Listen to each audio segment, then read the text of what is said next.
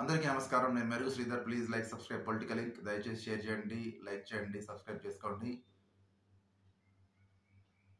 BJP కేరళలోని కాసర్గోడ్ స్థానం నుంచి అశ్విని అనే ఒక మహిళా మోర్చా నాయకురాలకు ఎంపీ సీట్ని కేటాయించింది. ఆమె కన్నడ నాట పుట్టి మలయాళీలకు కోడలిగా వెళ్ళింది. ఆమెకు మలయాళీ, తమిళ్, తెలుగు, హిందీ, ఇంగ్లీష్, కన్నడ ఇలా 6 భాషల్లో మంచి పట్టు ఉంది. కాబట్టి ఏంటంటే మనకు గమనించినట్టయితే కాసర్గోడ్ ప్రాంతం కూడా మిక్స్డ్ కల్చర్ లాగా ఉంటుంది కొంచెం.